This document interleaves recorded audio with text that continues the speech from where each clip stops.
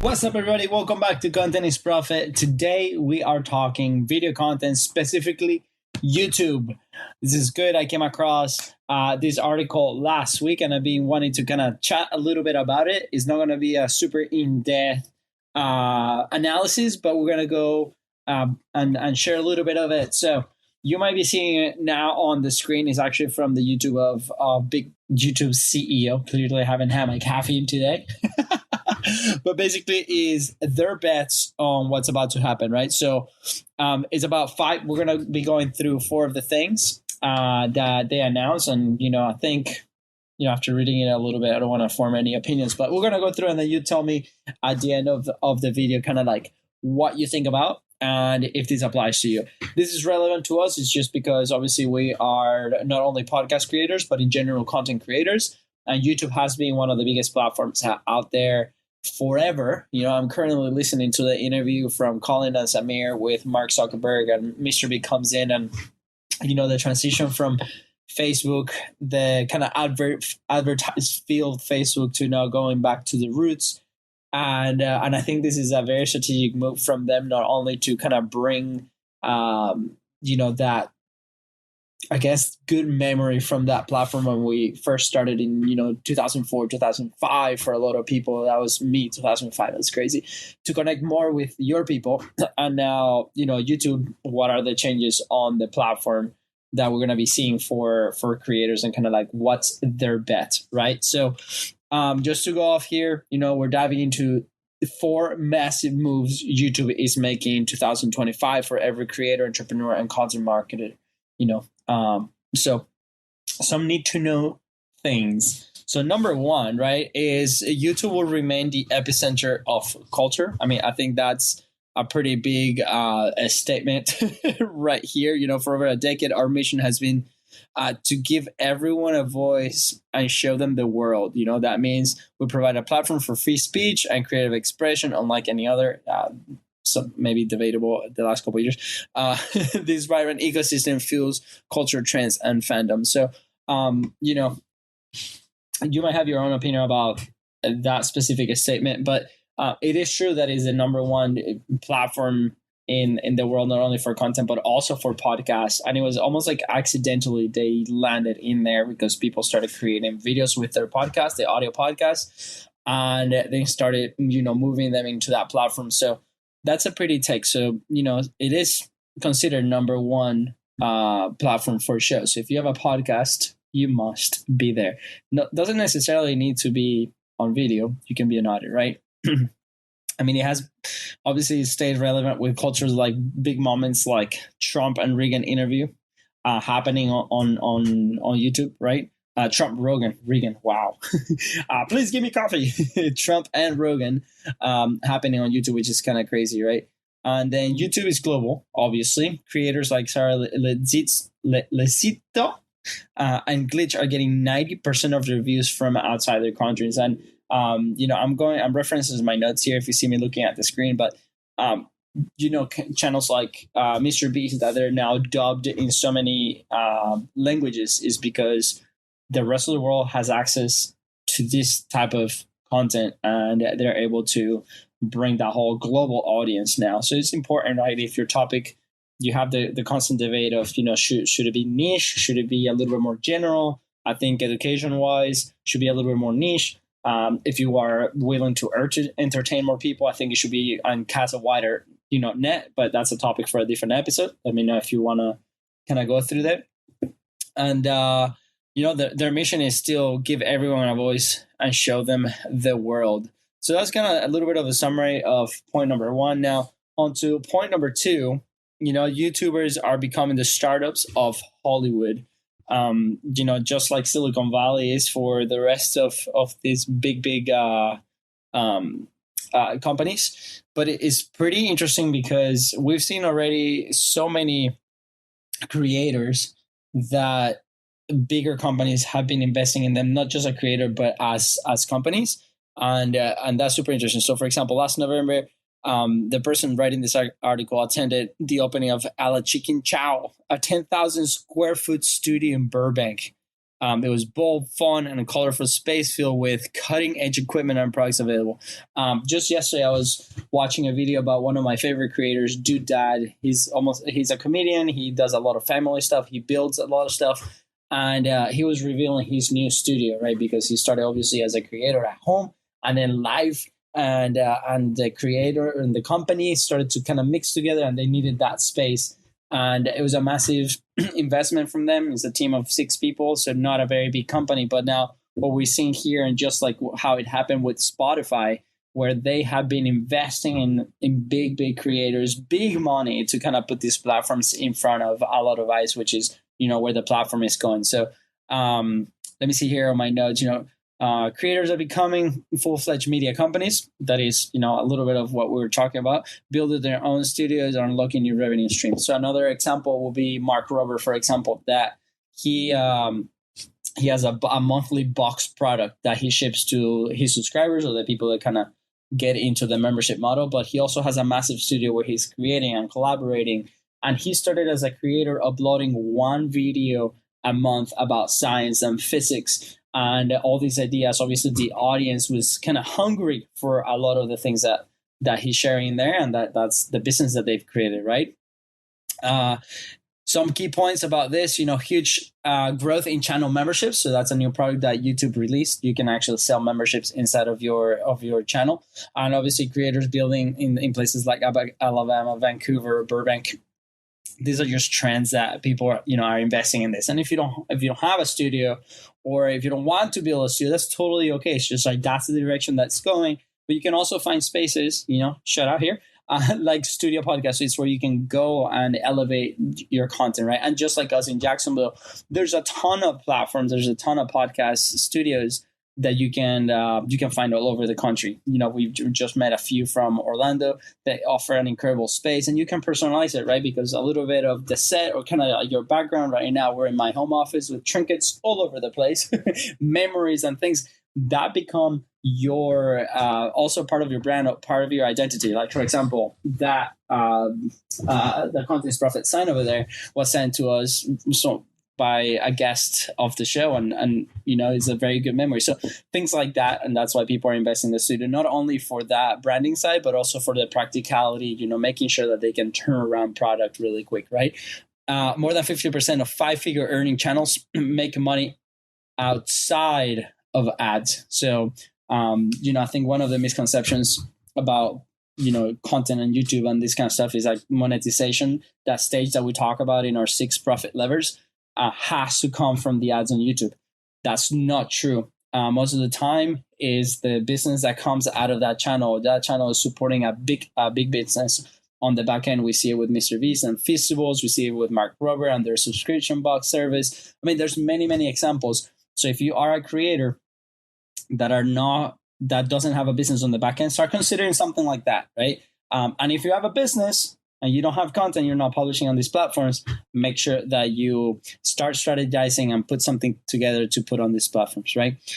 Features like community post and the new hype tool are creating deeper engagement and growth.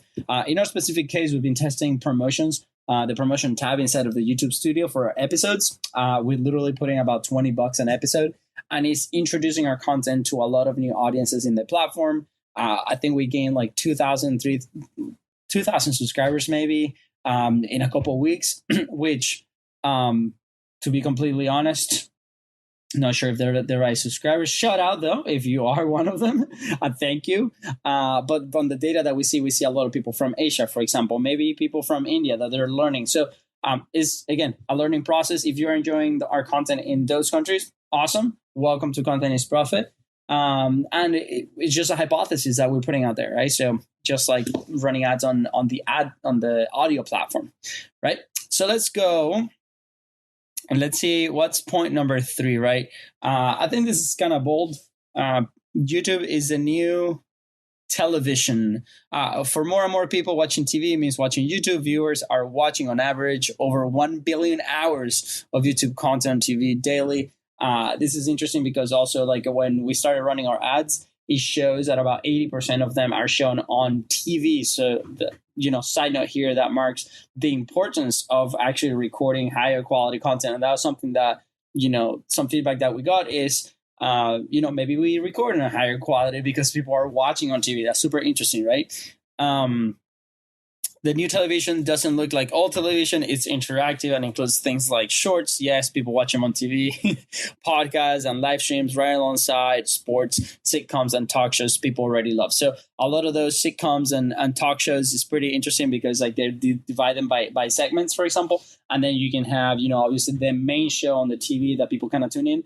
But also you have these like 5 minute, 6 minute segments that you see on YouTube, which is, by the way, how I consume those talk shows, for example. And, I'm not that young, but you see something like that. So also podcast. I am primarily an audio consumer, but lately I've been shifting a lot to listen a video podcast. So I might be doing something different. I might have my phone kind of placed on a table around the house while I'm doing chores, but then I listen to it as I'm doing these things. But then I come back and I watch a little bit, right? Which is crazy. So over 1 billion, we already talked about those hours that people are watching on TV. So for this, like you as a creator, what does that mean? Can we start recording a little bit on a higher quality, for example, 4K instead of 1080? And this will depend highly, obviously, on your flow and the type of stuff that you do. But can we put in some visuals in the content? Can we do presentation style in the content? And again, I would recommend try to model your content first to like how can you create consistently. So for example, right now this is very low friction for me to create. I'm looking at a camera here. I have my computer, I have my notes, and then we have the article on the other screen, and that's it, right? It might be a zoom in or zoom out depending on like the editing, but also I can change some scenes here. And we're going to be trying some of this new stuff for YouTube and see how it goes. But again, this is a podcast. It's the audio first, and we're getting feedback from our YouTube viewers, and we're about to release a vlog style from the Bistro's life to see how it does. It's a very different type of content, so we're always experimenting. So I recommend, please experiment, try new things, see what happens, see what works for your creation process. One, so you can actually put the content out there consistently, and two, what's the feedback there, and continue to deliver what the audience wants. This is crazy stat. YouTube TV now has 8 million subscribers and still growing. I don't think it's ever going to stop because YouTube is now present in almost default in all new TVs are coming up, Apple TV, all that kind of stuff. And, to be completely honest, like obviously I'm probably a hyper consumer of content just because of my job. But the first thing that I do when I, log on TV to watch something is I go to YouTube, I go to my subscription, see what's happening there. And then if that doesn't, kind of fulfill, then I go to my main channels or platforms like Apple TV or HBO or Netflix. Things like multi-view, QR code, watch with an interactive second screen experiences are redefining TV. So yeah, I think as we evolve as consumers and technology evolves, all these experiences are going to change, right? People that have a meta set, like a virtual reality set, they're going to be consuming content way different. My brother's father-in-law is obsessed with VR, so he consumes all his content inside of the headset. So imagine like the possibilities, not only for content creation, but also for a business to be present in those platforms, right? And then number 4, AI will make it easier to create and enhance the YouTube experience for everybody. I have mixed feelings about this one. Not gonna lie. Last week I actually was interviewed for AI. Clearly, it is a trend. Excuse me. By the time of this recording, you probably already tested ChatGPT image creator. I think we all play with it. I put my kids on anime style, on Disney, Pixar style, on all the styles, and send it to all the family. So not only that, but I think AI, the good thing is, can we create the parts that are not you? Can we make them better? Can we make them faster? Can we optimize that so then the creation process is easier? So quick example, right? This whole article here, obviously that we're showing, has a ton of stuff. I listened to the summary at the very beginning here, the audio. Let me see at the very top.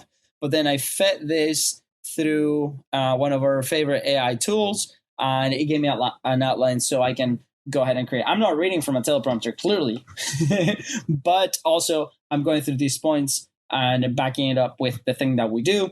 and backing it up with, other references that we've had throughout the day. So I think it's interesting, Dream Screen and Dream Track generate video audio assets automatically. So this is a new feature in YouTube Studio if you haven't seen it.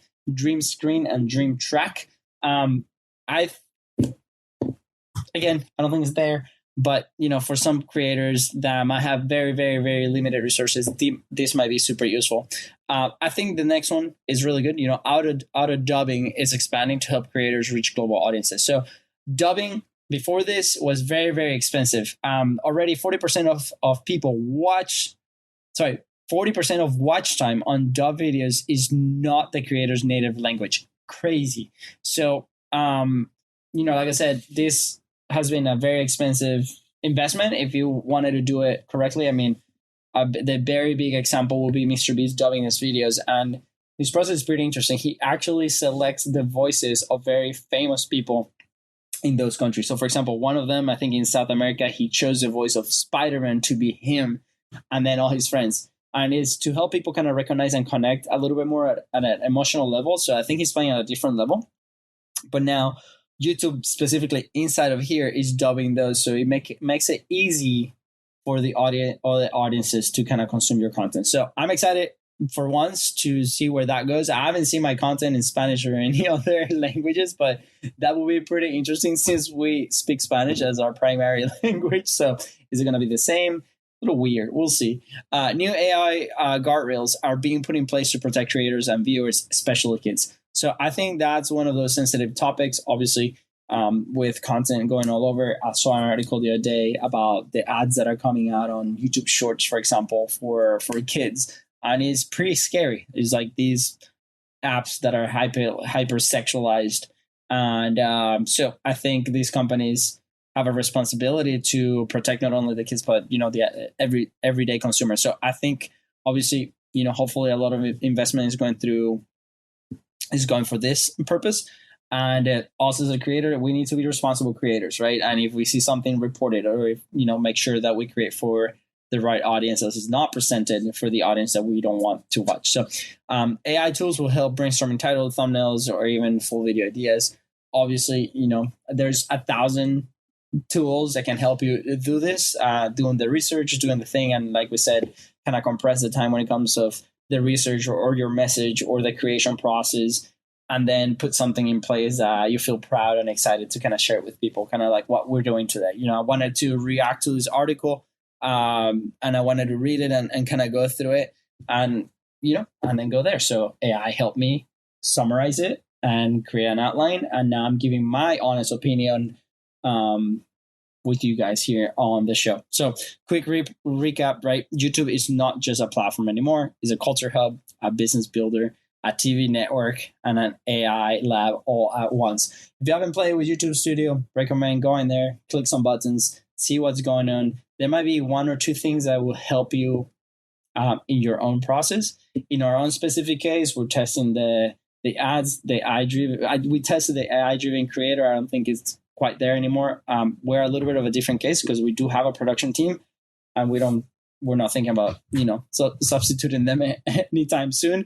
But there's tools that I can definitely see for maybe smaller creators or a little bit less resources, less access to different things that can do this. We have a lot of people in the studio that they come record, we send them files, and they do their own editing. And a lot of it is AI on the back end, kind of like recognizing who's talking and putting, active tracking for the speaker in place. And those are things that can save you a ton of time and get content out to receive feedback and, actually learn if you're helping some people. So super useful.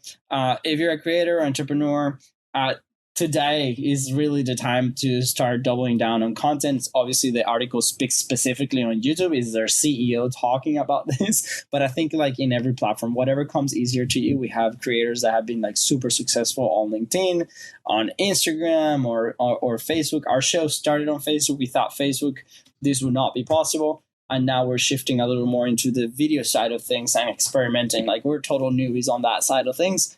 But we're extremely grateful for everybody that's coming and giving us feedback to get this platform better. So those are just my random thoughts about today. I'm extremely excited to be able to share them with you. Do you agree with me? Do you agree with YouTube? Do you agree with what's happening with content all over the world?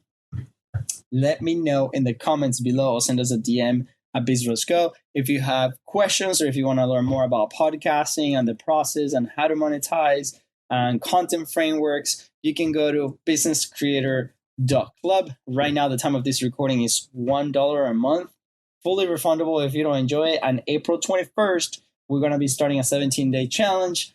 That's going to be so fun. So I would love to see you there. Completely free, included in that $1 to help you find your boys and monetize. Let's go. Well, with that said, guys, thank you so much for tuning to the Content is Profit channel, and we'll see you soon. Take care.